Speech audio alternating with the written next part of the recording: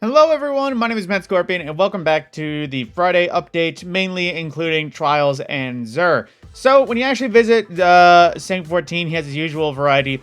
Now, I will warn you, this is the second to last weekend Trials is active until the next year, and currently, at least I believe the thing is, the first 3 weekends of the next season, I think, technically don't have Trials. It could be the first 2, it might be just the first 1, but I think until the raid race happens, Trials does not happen. So, in case there was anything you wanted to wrap up, any triumphs, gilding, titles, any guns, of course, there's going to be some, I believe it's the fusion rifle and sidearm are rotating out next season. But if there's anything in the current rotation of trials, I'd recommend getting your hands on it now. And as well, this is probably the last time the Unwavering Duty is going to be available for Adept. This is the machine gun that came with us this season. Suros Adept Frame, Solar Heavy Machine Gun. So, I do know there's a variety of perks on it. I'm not going to lie, the Adept one hurts my eyes. But pretty solid rolls I could see from some things, and if of course Adept means Adept. And currently it is active in Trials Zone Control, which if you don't, Trials Control, or whatever it is, Zone Trial. But Capture Zone Trials, basically it is either elimination or capture the zone to win a round. Of course, there is still, the variety of things going on. And currently, it said, at least according to Light.gg, it is currently 2 maps. And that is, once I can find them and actually show them. Let's see. One was the Endless Veil, which if you don't know what that was one that came with us from the early days of Destiny 2. And then the other was the Radiant Cliffs. This one. Another one from Destiny, well, from Curse of Osiris more so. But 2 different maps. Like.gg said it was both of them. I don't know what can or cannot be on rolls. So take it with a grain of salt. I'm not going to bother jumping in to see, but, there's that. Now, Zur is actually currently in the tower. At least I do believe, if that one guardian sitting there isn't to see. Aha, Zur is here. So, of course, I'll be covering the other characters' armor stats as well, but starting from the top. So, in terms of exotic stuff, he has Queenbreaker, a linear fusion rifle, Arc 1, which I gotta admit, this one is a kind of a gimmick, but it will probably be better at the start. So, starting off, it has 2 different scopes, one long range, one short range. Basically, short range gives you better charge time, better aim assist, but at the same time, long range, slower charge time, more damage, general thing, and for some reason, displays different things on scope, for some reason. But then it also has an enhanced battery for more shots, has 5 shots. It either has hipfire grip or quick draw, 2 different options there. And a fitted stock for stability recoil control with slightly less handling speed. Its handy perk being the wire rifle. It is, of course, a linear fusion rifle. Long range precision arc bolt will blind enemies on hit. This one is actually pretty good because up and coming, it is going to be updated for Arc 3.0 blind, which there is a variety of other perks that I know I tried to make work, but I do know there's some things like this one, where defeating a blinded target with precision damage will create a blinding explosion. I could see these 2 fragments working together quite well. Plus, at the same time, there's other things for blindings. Well, I'm not sure exactly, but I could have sworn there was more things about blindings in here. But that is one aspect, or one fragment to keep an eye out for, just to compare with Queenbreaker. Then going into armor, we have Young Ahamkara's Spine for the Hunters, which basically is buffed Trip Mines, increases the duration that can be sticked and blast radius, and the ability damage grants Trip Mine grenade energy. I don't know if it's specifically a Trip Mine or just general abilities. Pretty cool looking exotic, not gonna lie. Has some pretty decent looking ornaments as well, with a, black armory style look for one ornament. But then as well, stat rolls is a bit messy. It's higher recovery, low mobility, which depending on how your hunter setup might be low. Then again, it is only 64. Most people try to go 66 or above for that. And we also have Eternal Warrior, which, not gonna lie, Titans, there's better options. I'm surprised this honestly hasn't been buffed in comparison, considering what Arc 3.0 rolls out. But basically, you gain an overshield while activating Fist of Havoc.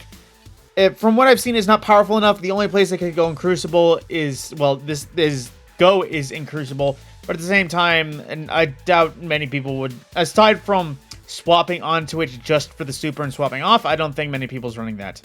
Then we also have Wings of Sacred Dawn for the Warlocks, which basically mixes the in Dawn Blade. Aiming weapons while midair suspends you for a short time, improving your accuracy, reducing flinch, and granting damage resistance.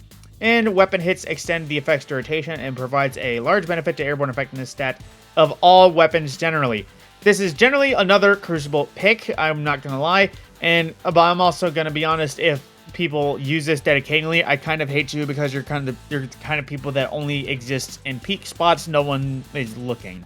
Then, in terms of our exotic rolls for Hawkmoon, it is an Eye of the Storm roll, which in terms of the stats is pretty peaking up and down, but Hammer Forge for better range, Alloy Mag as usual, Smooth Grip for stability and handling. It seems to be a stable roll if I've ever seen it for a Hawkmoon, but at the same time, it's still, you know, Hawkmoon.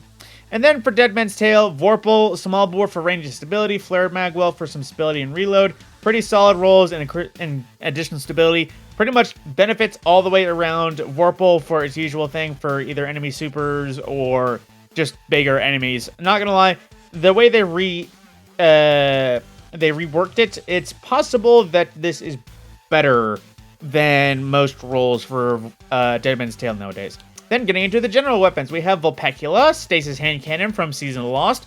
While the tunnel vision might not be great, explosive payload's always great, and plus Stasis Weapon applies to Stasis builds, can make diamond lances on kill, variety of things. It is a precision frame, which means it's faster. I do like the look of this one, but at the same time, you know, precision frames aren't that great in terms of everything. I doubt many people will recommend. Then we have Escape Velocity, kinetic, 900 round per minute, lightweight submachine gun. Not gonna lie, when this came back, I was a fan of it. I enjoyed using this. It has access to scopes, so it can get better zoom, better range, and all that.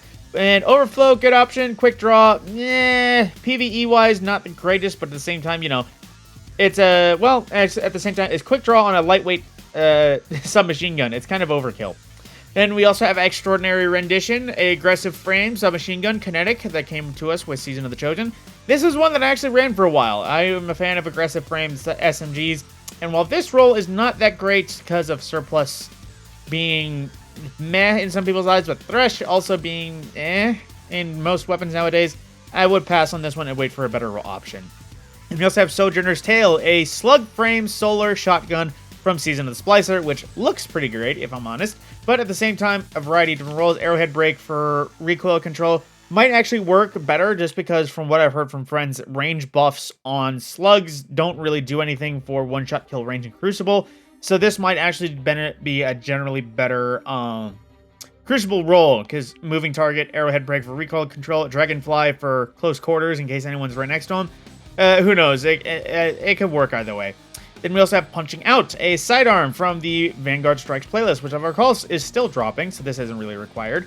But I don't know if that extra perk is a thing just because I have the thing up, but currently it is Threat Detector Wellspring, a pretty solid roll for being in the pits and doing things. Solar, rapid fire, sidearm, but of course it is still a sidearm, so pick your poison.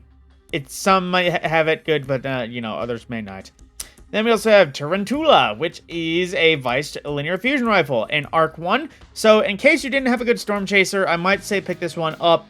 Accelerated Close for faster charge time, small bore for the range and charge time masterwork. It has pretty much as fast a charge time naturally as you can get it with these varieties.